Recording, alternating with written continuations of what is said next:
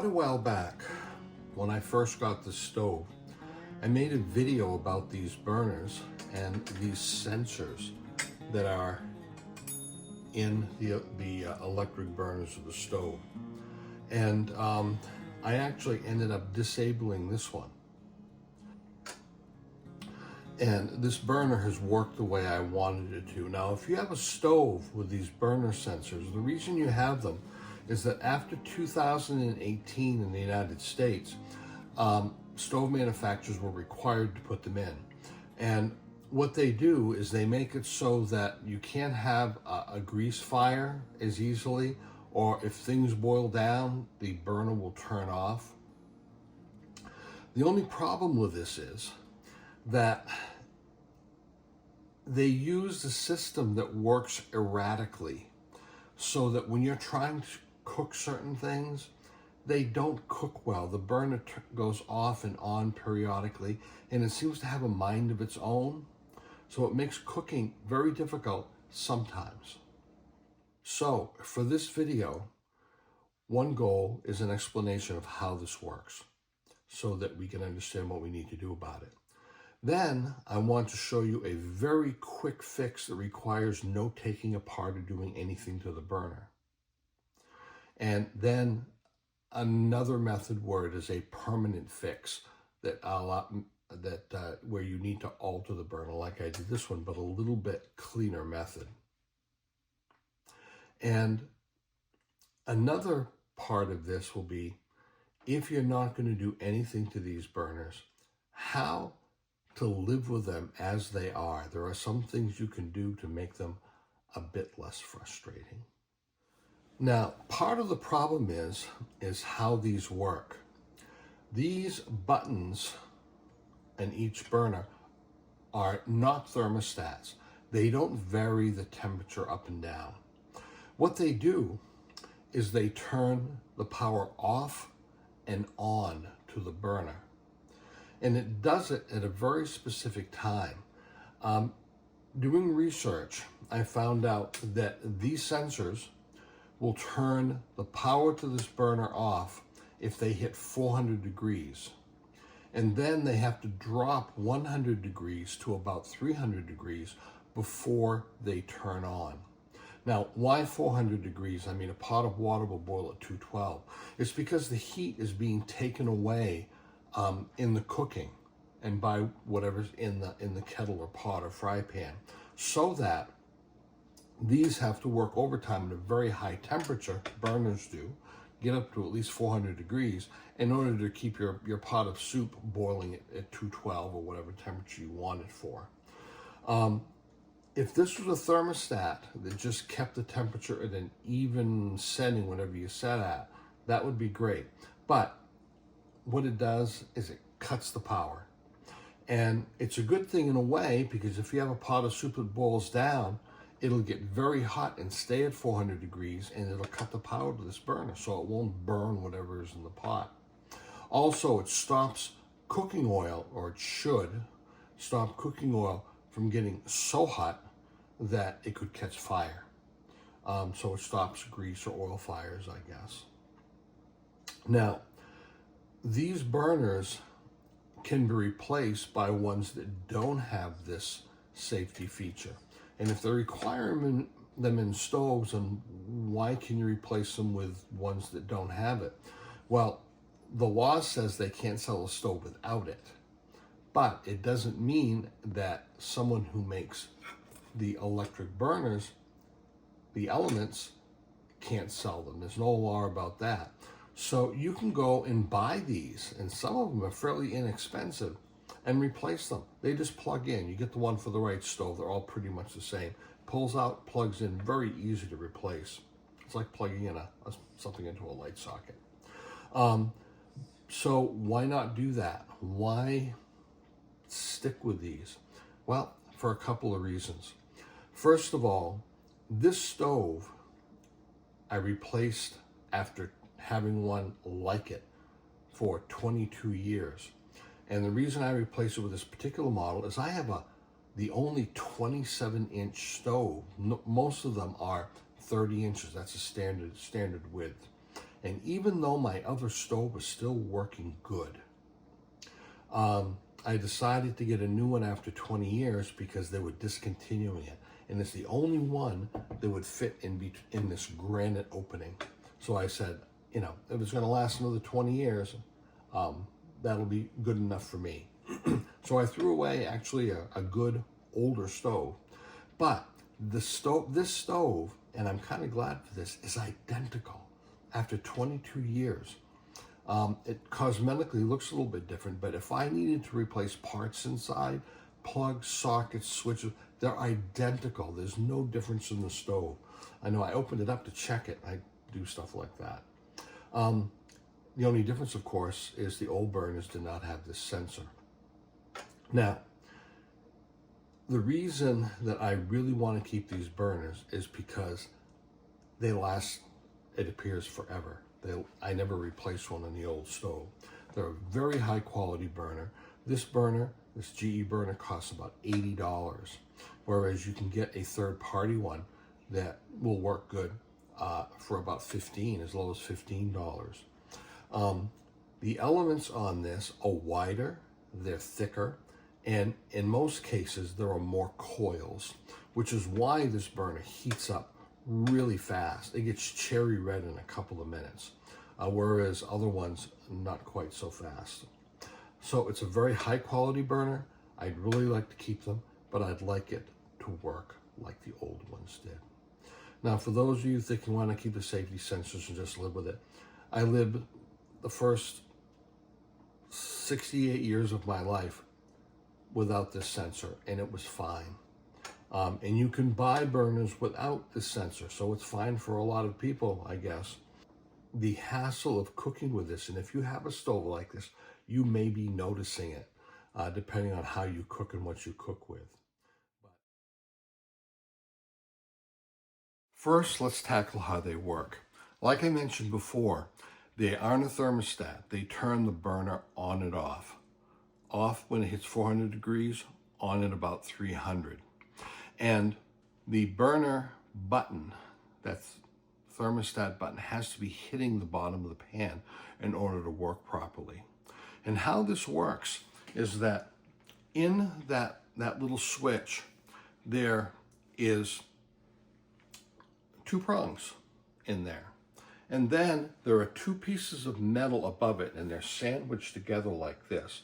And one of the pieces of metal is different from the other. And when it heats up, it expands at a different rate, so that normally it's hitting on these 2 prongs. And then as the metal heats up, it bends and pops open and breaks the contact. And then as it cools off, it flattens out again. Now, 400 and 300 degrees, and that's great, except that the only problem is depending on what you're cooking and what kind of pan you're cooking in, it hits that 400 degrees and it opens the switch, and you see the burner go from red and start to darken to black. And sometimes you have to wait several minutes before it turns on again. So you get something simmering, and then you see it stop for quite a while. And then the burner will turn on, and after a while it will start simmering again. And it does it over and over again. Sometimes when you're cooking something in a fry pan, it can be really frustrating. Because you're cooking something, it's going great, and all of a sudden it's like you turn the stove off, which is what happened. The thermostat turned it off. And then you wait and wait, and then it starts up again. And then sometimes you're cooking, and it doesn't seem to do it hardly at all. And this is the reason why. When you have a kettle and you want to put it on the stove, when the kettle hits, it pushes down on this, and the spring inside pushes it up so it hits the bottom of the kettle. And this little button right here is the part that regulates whether the burner is turned on and off. I don't want to say it regulates temperature, because it doesn't. It turns the burner on and off. Now, if you have a standard kettle like this, that's fine. And this one's got a little bit thicker bottom, so that's good. A little bit thicker bottom will dissipate the heat better. And if you have this full of liquid, let's say you're making soup, then the heat is carried away and carried away. And if it does that at a good clip, at a good rate, the temperature of this might stay below 400 degrees and it'll stay on. But if it's partially filled or there's something in there that's thicker and it doesn't carry the heat away fast enough, this builds up to 400 degrees, this just shuts down and you see things stop cooking. And depending what you have in here will determine how long it will stay off until it goes down slowly to 300 degrees and then turns back on again. And sometimes it's several minutes. Now, if you have something like a small fry pan like this that doesn't have a thick bottom at all, and you're cooking, let's say, scrambled eggs, you can get this up really hot, and then it'll probably cook the egg before it ever turns off. Or if it does turn off, the fry pan will be hot enough to keep the egg cooking. So see, that's not a problem usually. But if you have a bigger fry pan that has something in it that you have more like this kettle, then you may be frustrated with the stove turning on and off, on and off, on and off during the whole cooking session. Now, let's say you have a kettle or pot or fry pan with a fairly large, thick metal bottom to it. If you have this, it will heat it up, and when the bottom of this hits 400 degrees, the burner will turn off, but this is thick enough that it'll keep providing heat for quite a while and keep this cooking pretty good, even if the burner's off. Then when the temperature drops, the burner starts again and heats that metal bottom up again. So with something like a kettle like this that has a thick bottom, it can be a better experience. And this is why different people have different experiences with this stove. Some people really hate them. Some people say, I don't notice it that much. It depends on what you cook. It depends on what you're cooking it in, and sometimes how you cook. I have a variety of different fry pans and kettles and stuff, some old, some new, some cheap, some better ones. I notice the experience different with each one. If someone has a set of, say, Calphalon kettles that are a good kettle, and they all have thick bottoms to them, steel bottoms to them, or stainless bottoms to them, or something, you may not notice the difference as much. And if you're cooking things that are less large, soupy type things, more fry pan or casserole dish size things, you may not notice it as much either. So, like I said, it depends what you're cooking and what you're cooking in that seems to affect these.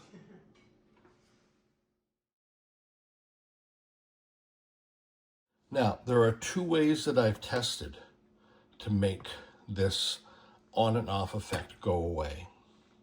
The first way, like I did with this large burner over here, is to bypass the wires and disconnect this inside, which is a little bit of a job, but it's a permanent fix. Another pretty permanent fix, and it works really good, is to keep this from touching the bottom of the pan. In the directions of the stove for these burners, it says if you have a fry pan that has a heated up bottom that's bowed, so it's concave in the bottom, it may touch the burner, but it won't touch the sensor, so the sensor won't work good. So that if you have a flat pan, but you could keep this from touching the burner, it should work. So the first fix we're going to do is we're going to flatten this so it never comes up.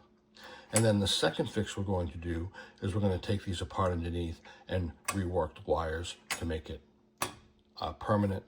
So this button is bypassed.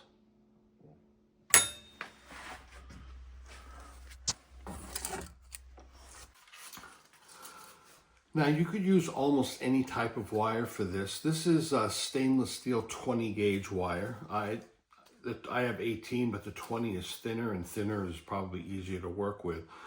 You can get this any place where they have jewelry supply stuff. You can get it on Amazon. You can get it, I think, at probably Walmart and areas where they make jewelry. And it's just some stainless steel wire, and that's it. This method will be just tying down the sensor so it can't pop up. It's quite easy to do. I've already done this. I've worked with it. It works good. I've taken it off, and I'm going to do it again so you can see it. It doesn't take long at all.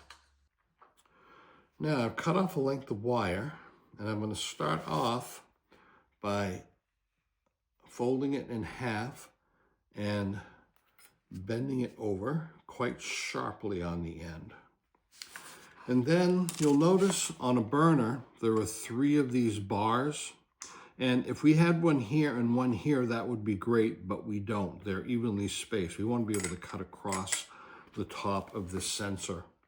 So what I'm going to do is I'm going to put it down across this side of the bar and also this side. And bring it underneath.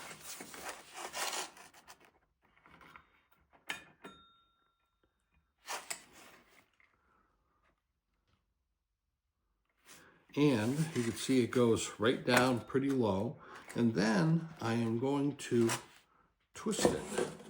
And a pair of pliers comes in handy in doing a good job with it. And these are electrical pliers, which are designed for this. A couple of twists just to hold it. Then I am going to bring both of these wires along the other side, the bottom side, and bring them in between the electrodes that plug in and up along this side. And I am going to arrange it so that they are bent over and flattened along the bottom. And to keep them together, I am going to put a couple of twists in them. Now I'm on the top of the sensor. I'm going to bring it back down to the same first bar that I started with. And I'm going to put it here on both sides of the sensor. You see that, or on the sides of the sensor? And now they're underneath the bar right here. And I'm going to start a twist. And then I'm going to take my pliers and I'm going to twist this so that it tightens and brings the sensor down.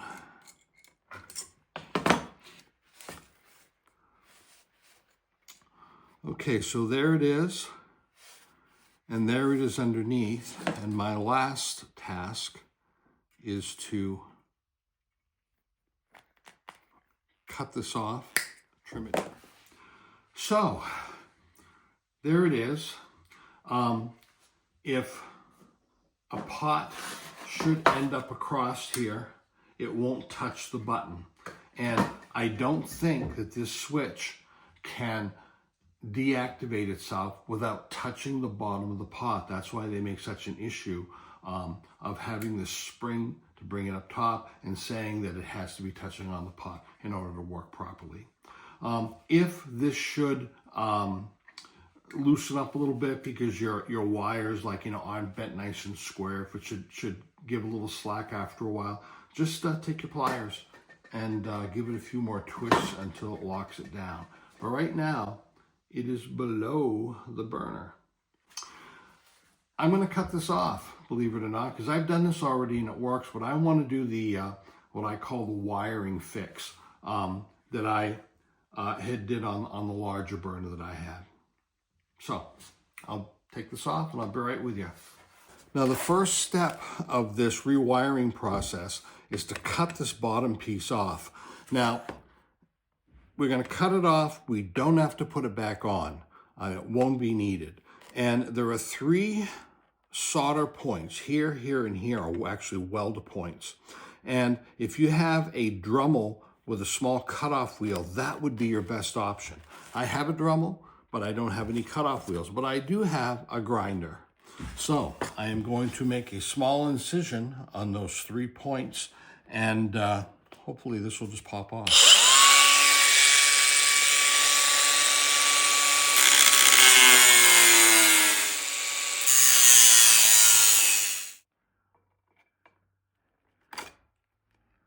Now let me show you what's in here. This white button, that's the sensor. This comes in from power, and the other connection from power here. And these are soldered on here, and these clips slide down over the sensor. Now, initially I thought I could pull these clips off because they're made to come off and go on, but it's obvious that they didn't want these falling off by accident, hitting the metal and electrocuting anyone. So what they did, what I thought initially, was that, oh, you probably can't see it, right along here, they put a little bit of solder on each one. So when I tried to heat that up and take it off, it wouldn't melt. And they probably thought, or they probably think, the designers, that the heat from the element might melt the solders and then thwart the safety thing and these clips might come off. So I'm pretty sure they brazed them, which is a form of welding. And I have no torch that will soften that. So it's really welded on. So what we have to do is cut these 2 wires and then just hook them together.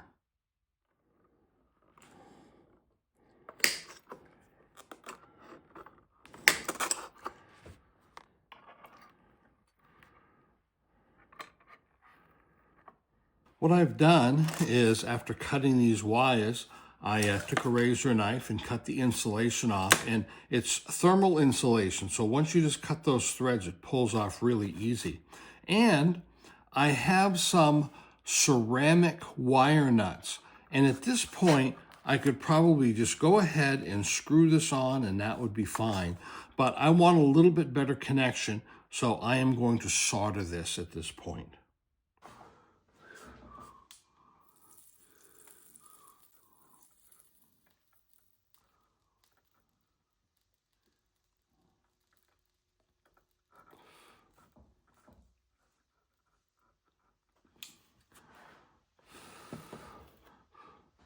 Now, I didn't overdo it. I just tinned them a little bit so they won't come apart.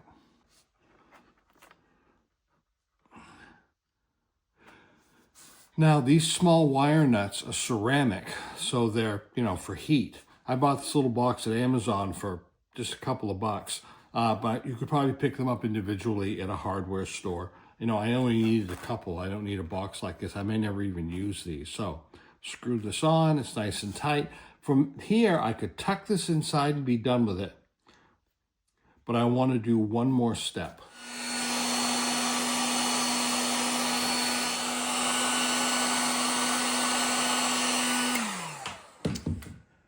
A little bit of heat shrink tubing to ensure that everything stays together. And now I'm going to tuck this down in between the sensor wires, right down in there. And here's the cap, and I could, I guess, solder it on, but it is unnecessary. That was to keep fingers and stuff from under here, but, who's going under there, right? Once you put it back on, I don't think anyone is. So, this is now done. Twisted the wires. I soldered them. You don't have to. I put a wire nut on them, a ceramic one. You have to do that. And I put some heat shrink tubing on just to hold the nut on better. Probably unnecessary. The nuts went on really good. So, the button still goes up and down, but it's not connected to anything. So right now we have a direct connection that'll never turn off unless you turn the stove knob off.